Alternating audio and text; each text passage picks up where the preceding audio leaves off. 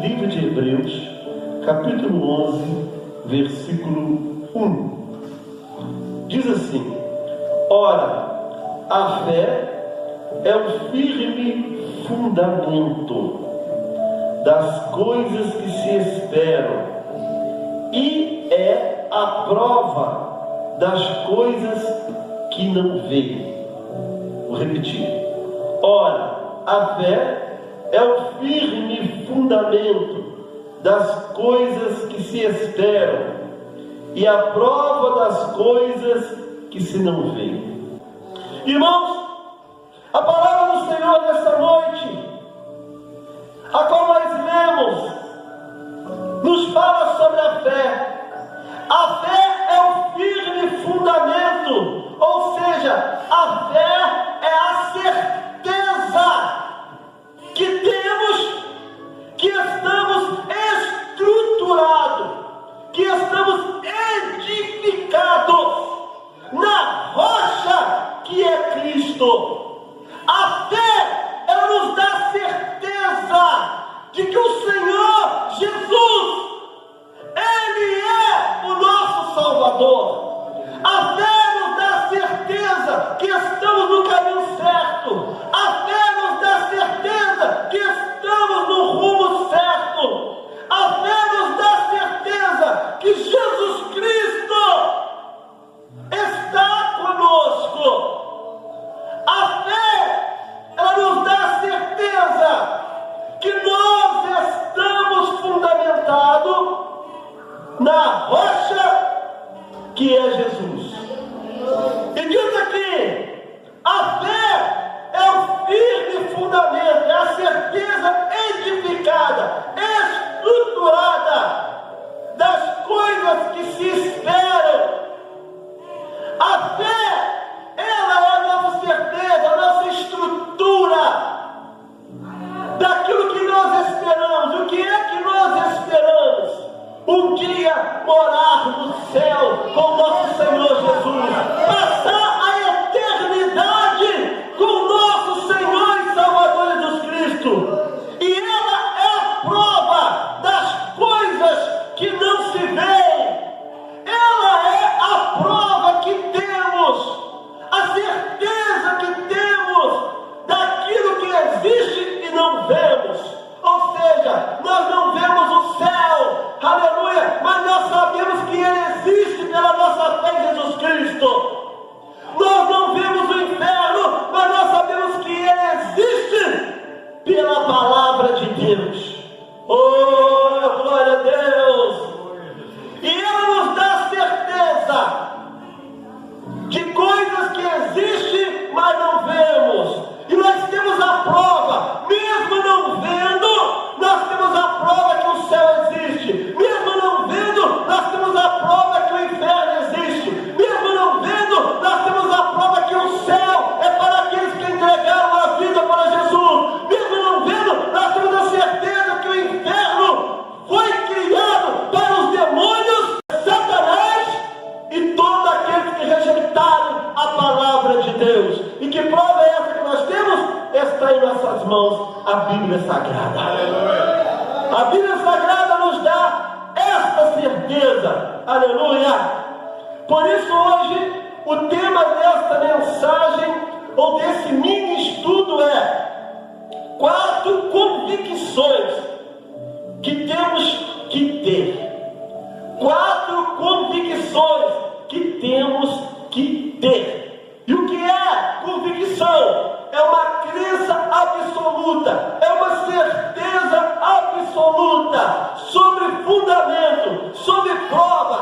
E por que nós temos essa convicção? Porque nós temos essa certeza? Porque nós temos a prova que é a Bíblia Sagrada. Aleluia! Oh, aleluia! Este livro, aleluia, que contém a escritura da palavra de Deus. Esse livro que contém 1189 capítulos, 31.104 versículos, cerca de 753 mil palavras, cerca de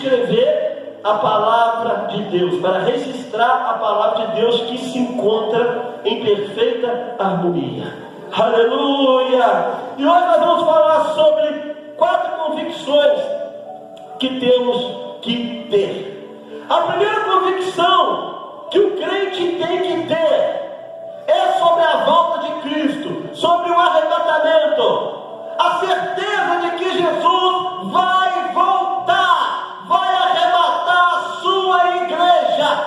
Aleluia! Nós não podemos nunca perder essa certeza, essa convicção registrada na palavra de Deus, no livro de Mateus, capítulo 24, versículo 36 ao 39. Mas a respeito daquele dia e hora, ninguém sabe, nem os anjos do céu, nem o Filho, senão o Pai. Pois assim como foi nos dias de Noé, também será a vinda do Filho do Homem. Porquanto, assim como nos dias anteriores ao dilúvio, comiam e bebiam, casavam e davam-se em casamento, até o dia em que Noé entrou na arca. E não o perceberam, senão quando veio o dilúvio e os levou a todos. Assim será também a vinda do Filho do Homem. Assim será também a vinda do Filho do Homem. Assim será também a volta de Jesus Cristo. Aleluia! Por 120 anos Noé pregou acerca do dilúvio. Por 120 anos ele foi motivo de zombaria, ele foi motivo de chacota, ele foi motivo de piada. Todos riam dele, todos zombavam dele, até que Deus mandou o dilúvio, até que veio o dilúvio. Oh, glorificado seja o nome do Senhor. Devemos estar apercebidos acerca da volta de Cristo. O que é estar apercebido, irmãos? É estar abastecido, cheio de unção, cheio da graça de Deus, cheio do poder de Deus. Nós devemos esperar a volta de Cristo abastecido com santidade, oração, jejum, consagração, obediência. Devemos estar abastecidos. E o que é estar apercebido? É estar guarnecido, irmãos.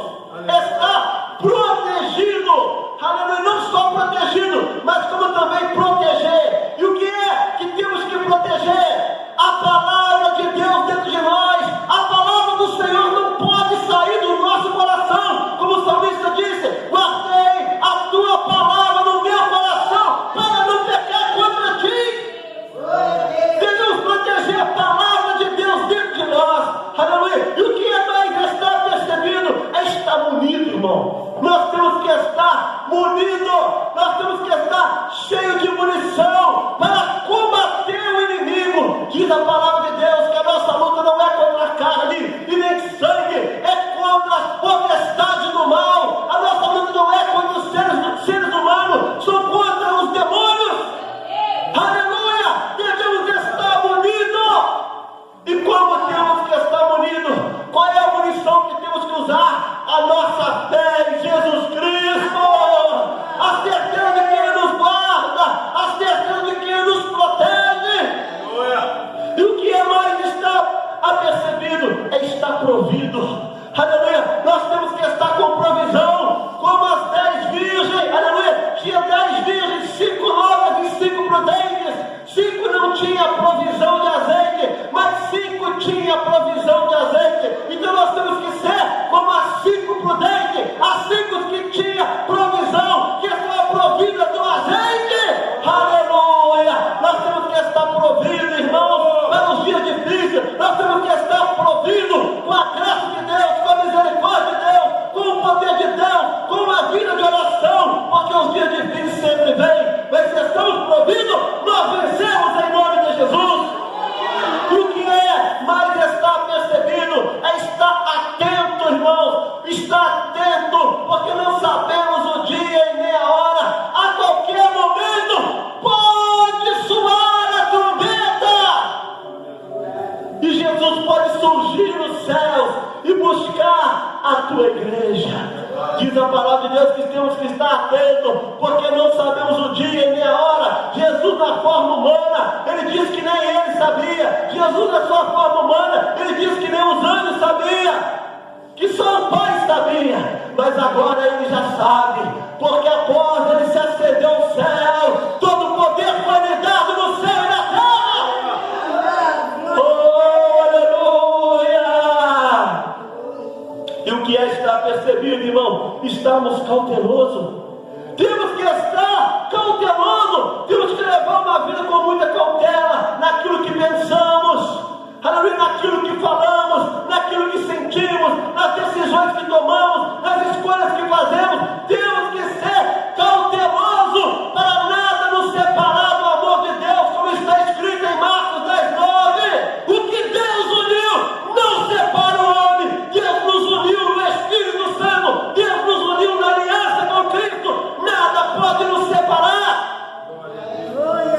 Se estivermos cautelosos, vigilantes. E o que é, irmãos? Estar percebido é medir as consequências. Antes de você fazer qualquer coisa, antes de você pensar em dar um passo errado, antes de você pensar até mesmo em sair da presença de Deus, você tem que medir as consequências. Porque as consequências de uma decisão errada, de um ato errado, sempre vem. E às vezes a consequência é dolorosa, às vezes a consequência é a perda de alguma coisa importante. A consequência, ela é sofrida, irmão.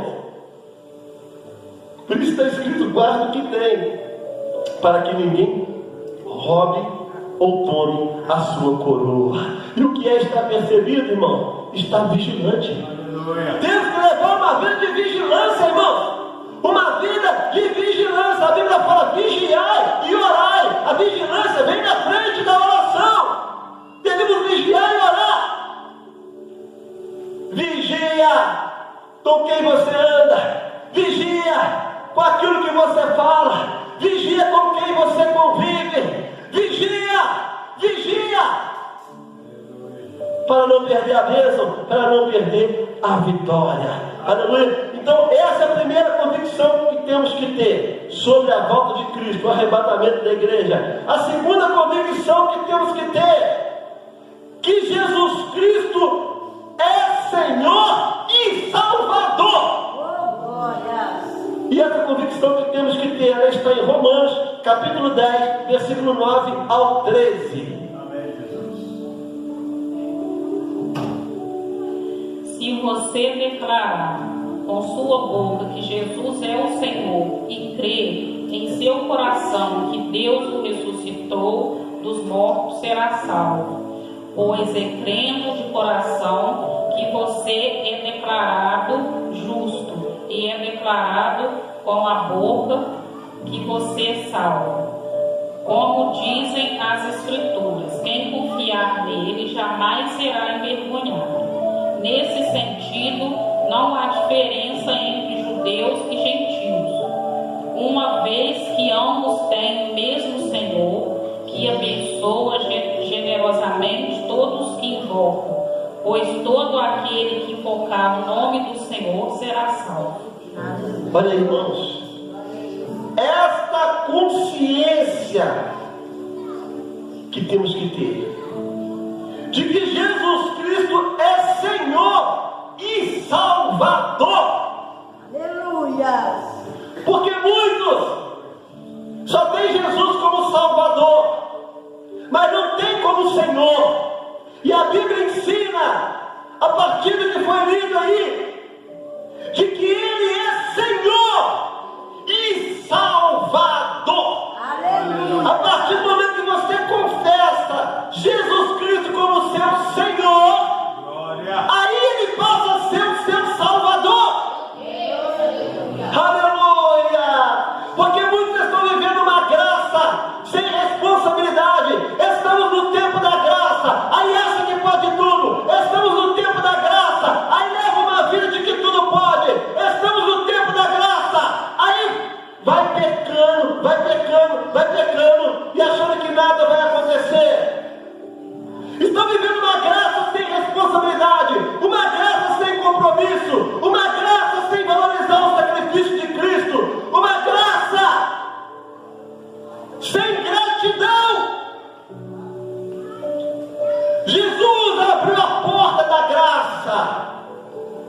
Mas a graça exige compromisso. A graça exige responsabilidade. A graça exige gratidão. A graça exige valorizar o sacrifício de Cristo. A graça ela exige responsabilidade com a salvação que lhe foi lhe dada. Aleluia. Glória a Deus. Porque muitos dizem: Jesus é meu Salvador, mas não querem Ele como Senhor, não querem ser controlados pelo Senhor Jesus, não querem ser ordenados pelo Senhor Jesus, querem ser salvos, mas não querem ter Jesus Cristo como Senhor. E o que diz a palavra de Deus? Se com a tua boca confessares, crê nele, ele passa a ser o seu Senhor e o seu Salvador. E se Jesus Cristo é o seu Senhor, significa que você não tem mais vida própria, significa que você tem a vida que Ele preparou para você. É Ele que te guia, é Ele que te move, é Ele que te leva onde Ele quer, é Ele que te dá as ordenanças, é Ele que te dá, aleluia, as orientações. É Ele que está no controle, não é você. Se Ele disse não, é não. Se Ele disse através da palavra dele não, é não. E se Ele disse sim, é sim. Porque Ele disse: vós sereis meus amigos se fizer o que eu vos mando. Porque Ele não pede, Ele ordena. Ele não pede, Ele manda. Porque Ele é o Senhor. Aleluia. Aleluia. E temos que ter essa consciência e a certeza absoluta que Jesus Cristo é o nosso Senhor e o nosso Salvador. Glória a Deus. Aleluia. Temos que ter essa consciência. E o que é consciência? É um sentimento ou um conhecimento que nos permite vivenciar, irmãos. E é isso que nós estamos vivenciando. A graça de Deus. É isso que nós estamos vivenciando. O perdão de Deus. É isso que nós estamos vivenciando. O amor de Deus. A misericórdia de Deus. Aleluia. Oh, aleluia. Consciência é ter experiência, experimentar. Nós experimentamos. Aleluia. Nós experimentamos e decidimos ficar com Ele, decidimos caminhar com Ele, porque Jesus é maravilhoso. Aleluia. Glória a Deus. A consciência nos leva a compreender a totalidade do nosso mundo interior. A consciência nos faz entender o nosso mundo interior e nos faz aceitar convictamente dentro de nós, no nosso interior, na nossa alma, no nosso coração. Nós temos a convicção, nós temos a certeza que Jesus Cristo é o nosso Senhor e o nosso Salvador. Aleluia. Oh, aleluia! Aleluia! Glorificado e exaltado é o nome do Senhor. Então é essa a segunda convicção que temos que ter, que Jesus Cristo é Senhor e Salvador, irmão. Glória a Deus. Tenha essa convicção, tenha essa consciência de que Ele não é só Salvador, Ele é Senhor. E nós temos um compromisso com Ele. Quem está entendendo da glória a Deus? Glória a Deus. A terceira convicção que temos que ter é que não devemos julgar as pessoas. Não devemos julgar as pessoas. E essa terceira convicção que temos que ter está no livro de Mateus, capítulo 7, versículo 1 ao 5. Não julgueis para que não sejais julgados, porque com o juízo com que julgardes, sereis julgados, e com a medida com que tiverdes medido, vos hão de medir a vós. E por que reparas tu no arqueiro que está no olho do teu irmão, e não vês a trave que está no teu olho? Ou como dirás a teu irmão: deixa-me tirar o arqueiro do teu olho, estando uma trave no teu? Hipócrita, tira primeiro a trave do teu olho, e então cuidarás em tirar o arqueiro no olho do teu irmão. Olha, irmãos, por que não devemos julgar as pessoas? Não significa que temos que concordar com o erro delas, compartilhar ou compactuar. Não devemos concordar jamais com o erro de alguém. Não julgar as pessoas, irmãos. Olha só, não devemos julgar as pessoas, mesmo que elas tenham pecado, pois no momento em que você julgar alguém, esse alguém já pode ter se arrependido, já ter sido perdoado por Deus. E quando você julgar essa pessoa, Deus não vai mais encontrar o pecado dessa pessoa, e você passará a ser julgado por Deus por calúnia e difamação. O que acontece, irmãos? Quando você julga alguém, e aquele alguém já se arrependeu, já foi perdoado por Deus, Deus vai buscar na memória o seu julgamento e não vai encontrar o pecado daquela pessoa. Por que ele não vai encontrar o pecado daquela pessoa? Porque diz a palavra que quando Deus perdoa, Ele esquece mesmo. Aleluia. Ele esquece mesmo. Aquele pecado não existe mais na memória de Deus. Por isso, não podemos julgar as pessoas, porque quando você julgar, você pode passar por caluniador e difamador diante de Deus, no tribunal de Deus. Quem está entendendo a glória a Deus? Então vamos entender isso mais um pouco. Olha aí, Hebreus capítulo 10, versículo 17 e 18. E jamais me lembrarei de seus pecados e de suas iniquidades.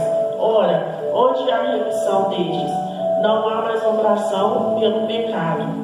Olha, irmãos, está escrito ali que Deus jamais vai se lembrar dos pecados da pessoa que já foi remida, da pessoa que já se arrependeu.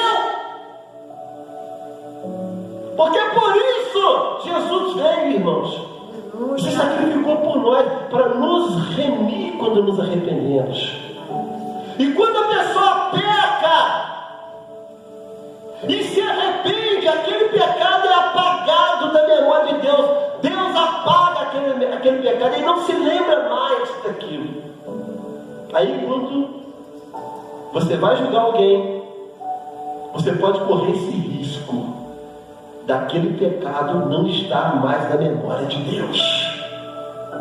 E no tribunal de Deus você vai passar por caluniador e difamador. E o que diz a palavra? Com a medida que medir, será medido. Se Deus não encontrar aquele pecado na memória dele, você vai sofrer as consequências. A medida que vai ser medido é as consequências. O juízo de Deus vai vir sobre ti. Porque quem somos nós para entrar no campo de Deus, irmãos? Quem somos nós para fazer aquilo que nem Deus está fazendo? E quando você julga alguém, você está sendo três coisas: juiz, promotor e advogado. Se você estiver fazendo isso de forma injusta, você vai ser um juiz de Satanás, um promotor de Satanás e um advogado de Satanás. É muito sério julgar alguém, porque você pode correr o risco de passar vergonha, Mas diz a palavra, aqueles que estão com Jesus, aqueles que estão servindo Jesus de verdade, fielmente, não passam vergonha. Porque eles não cometem esse crime, irmãos. Quem está entendendo da glória a Deus? Vamos um pouco mais à frente em Romanos 8:1. Portanto, agora nenhuma condenação há para os que estão em Cristo Jesus, que não andam segundo a carne, mas segundo o Espírito. Olha aí, irmão. Nenhuma condenação há para os que estão em Cristo Jesus, que não andam segundo a carne, mas segundo o Espírito. Quando você toma partido para julgar alguém, você corre o risco daquela pessoa já ter consertado, se arrependido, pedido perdão, e agora ela está vivendo uma vida em espírito com Deus, e ela não tem mais a condenação sobre ela, e ela não merece ser julgada, porque ela foi remida, perdoada pelo sangue de Jesus. Agora em Isaías capítulo 43, versículo 25. Eu mesmo sou o que apago as tuas transgressões, por amor de mim, e dos teus pecados não me lembro. Olha aí, irmãos, o próprio Deus está dizendo que apaga as transgressões quando a pessoa se arrepende, e Ele não se lembra mais. Deus já perdoou e você está julgando a pessoa todo dia. Deus já perdoou e você está acusando a pessoa. Deus já perdoou e você está julgando, condenando e dando sentença. Cuidado, porque a medida vai vir para você, a consequência vai vir para você. Porque você quer tirar o arqueiro, você quer tirar o espinho, você quer tirar o cisco no olho de uma pessoa que Deus já tirou há muito tempo, que Deus já perdoou há muito tempo. Então a palavra diz: tira do seu, olha para você. É o que diz na mensagem da Santa Ceia: examine-se, pois, o homem a si mesmo, olha para você. Não julgue as pessoas, olhe que é melhor. Em vez de você tomar conta da vida dos outros, existe um grande defeito, irmãos, que as pessoas têm de interpretar mal o segundo mandamento de Jesus: amar o próximo como a si mesmo. Confundir amar o próximo com tomar conta, se meter na vida dos outros, e de forma errada ainda, julgando, sentenciando e condenando. A consequência vai vir sobre você. Tem muita gente que está levando uma vida ruim, uma vida que ele diz assim: parece que Deus nem está na minha vida. A minha vida só tem problema porque está sofrendo consequência, porque ele julga o próximo. A consequência é grande, ainda mais se você julgar uma pessoa que pecou e Deus já perdoou e já esqueceu. Quem está entendendo da glória a Deus? Vamos seguir em Isaías 43, 18. Não vos lembrei das coisas passadas, nem considereis as antigas. É melhor você seguir esse conselho de Isaías. Para de lembrar do passado dos outros que Deus já perdoou. Para se lembrar da vida errada dos outros que já se converteu. Para de julgar. Não lembrei das coisas passadas, nem considerei as antigas. É bom você fazer isso até na sua própria vida. Porque a gente fica se gloriando. Eu fui traficante, eu matei tanto, eu fiz isso, eu fiz aquilo. Para com isso! Não lembrei das coisas passadas, nem considerei as antigas. Se Deus não lembra, é melhor você esquecer também. Quem está entendendo da glória a Deus? Então essa é a terceira convicção que temos que ter, que não devemos julgar as pessoas. Vou ler aqui de novo. Não devemos julgar as pessoas, mesmo que ela tenha pecado. Pois no momento em que você julgar alguém, este alguém já pode ter se arrependido, já ter sido perdoado por Deus. Deus não vai mais encontrar o pecado daquela pessoa. e você vai passar como caluniador e difamador no tribunal de Deus. Sabe o que vai acontecer? Quem vai te julgar é Deus. Quem vai te condenar é Deus. Quem vai te dar a sentença é Deus. Medo que você se arrependa das consequências da caramba, não. Não vai achando que você vai tocar no ungido do Senhor, que você vai tocar no servo de Deus, na serva de Deus, na menina dos olhos do Senhor, naquela ovelha perdida que Jesus resgatou. Não vai pensando que você vai tocar e vai falar, me perdoa, mas fica impune, não. Arrependimento é uma coisa, consequência é outra. Deus age com misericórdia e Ele age com justiça.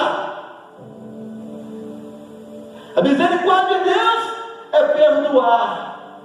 A justiça de Deus é dar a consequência com a medida, para a pessoa aprender. Porque se não tiver consequência, a pessoa não aprende. Então, Deus perdoa, mas não tira as consequências. Cuidado! Cuidado! Está cheio de gente sofrendo consequência aí. Arrependeu, pediu perdão, recebeu o perdão, mas está vivendo a consequência. Mas tem consequência que é dura. Tem consequência que dura um dia, uma semana, um mês, um ano, tem outras que é a vida toda. Tem gente que porque a língua é tão grande. Cuidado! Cuidado! A Bíblia manda amar o próximo e não julgar. Amém, irmão? Então, essa é a terceira convicção que temos que ter, que não devemos julgar as pessoas. A quarta convicção que temos que ter, e a última nessa mensagem, é que o pecado é um crime contra Deus, irmãos. Essa convicção nós temos que ter. Que tem gente que fala, eu errei, me perdoa, eu errei. O que é um erro, irmãos? Erro é quando você deixa uma panela no fogão, esquece dela, o feijão queima, o arroz queima. Erro é quando você quebra um copo. Erro é quando você esquece a chave da sua casa em algum lugar. Erro é quando você esquece de entregar alguma coisa para alguém que você tinha que entregar. Erro é uma coisa, pecado é outra. Pecado é crime. Tanto é crime que tem condenação e tem sentença se não se arrepender. Qual é a condenação? Morte eterna. A eternidade longe de Deus. E qual é a sentença? O inferno. Pecado é crime. Não é erro, é crime. Crime contra quem? Contra Deus. É um crime contra Deus. Tudo que você faz que a Bíblia condena, você comete um crime contra Deus.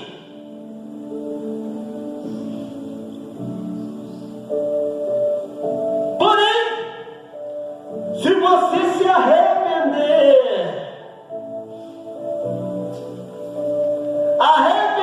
de verdade, Ele te perdoa. Ele te perdoa e te livra da condenação e da sentença eterna. Mas a consequência nessa vida, você vai sofrer. Pensa bem antes de cometer um crime contra Deus. Pensa bem antes de cometer um delito. Pensa bem antes de cometer um pecado. Porque você vai se arrepender. Você pode se arrepender sim, ser perdoado e ser absolvida da condenação e da sentença eterna. Mas nessa vida, a consequência vai vir. Quem está entendendo agora, Deus? Porque isso são juízos que Deus estabeleceu para essa vida. O que você plantar, comer e vai comer. Pensa bem se cometer um crime, irmão. É grave cometer crime.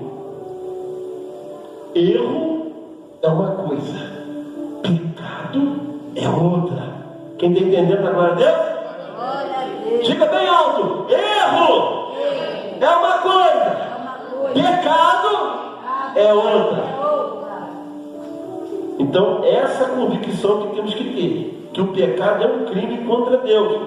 O pecado não é um simples erro, é um crime.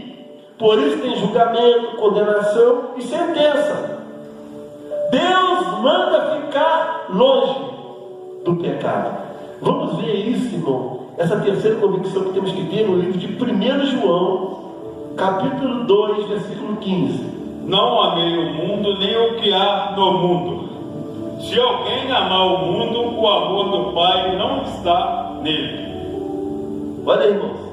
Não ameis o mundo, nem o que no mundo há, porque se alguém ama o mundo, o amor do Pai não está nele. Repara que nesse versículo aparece 3 vezes a palavra mundo. 3 vezes a palavra mundo. E ele está dizendo: não ameis o mundo, nem o que no mundo há, porque o que ama o mundo, o amor do Pai não está nele. Por que 3 vezes? Ele está dizendo: não ameis o mundo do pecado espiritual. Porque tem gente, irmão, que ama o mundo do pecado espiritual. Ele ama não jejuar, ele ama não consagrar, ele ama não obedecer a Deus, ele ama não ser submisso, ele ama não ser subordinado, ele ama não congregar, ele ama não fazer a vontade de Deus. E quando ele se opõe espiritualmente contra Deus, ele está amando espiritualmente o mundo das trevas.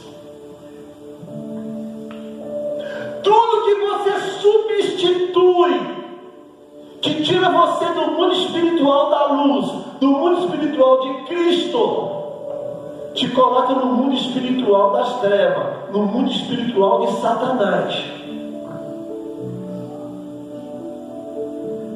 Quem está entendendo da glória a Deus? Não ameis o mundo espiritual das trevas, não ameis o mundo do pecado.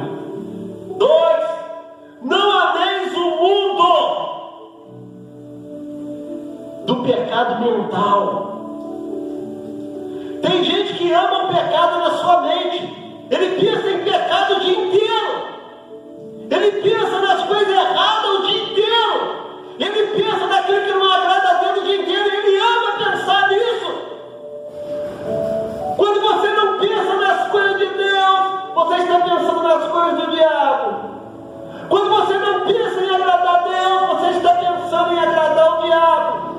E tem gente que ama pensar em coisas erradas, em coisas que não agradam a Deus.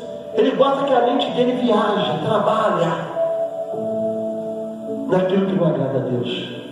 Não ameis o mundo do pecado na sua mente. 3, não ameis o mundo do pecado na prática. Tem gente que ele ama o pecado no mundo espiritual, ele ama o pecado na sua mente, e ele ama o pecado na prática. Ele gosta de praticar e sentir prazer no pecado. Ele ama sentir prazer no pecado. Ele se sente bem pecando.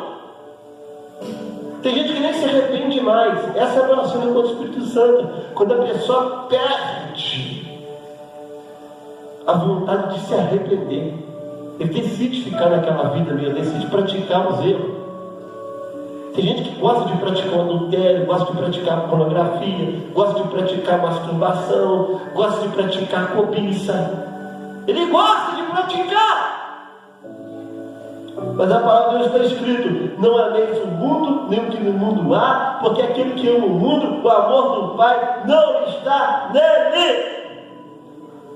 E se a pessoa não se arrepender, ela recebe a morte eterna e vai para o inferno.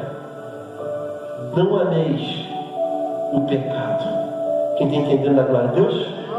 Pecado é um crime contra Deus. Então, vamos lá. Recapitulando esta mensagem. 4 convicções que temos que ter. Primeira, a convicção de que Jesus vai voltar e arrebatar a igreja. Segundo, a convicção que Jesus Cristo é Senhor e Salvador. Terceiro, a convicção que não devemos julgar as pessoas. Quarto, a convicção que o pecado é um crime contra Deus e não um simples erro. Quem está entendendo agora, Deus? Glória a Deus. Aleluia.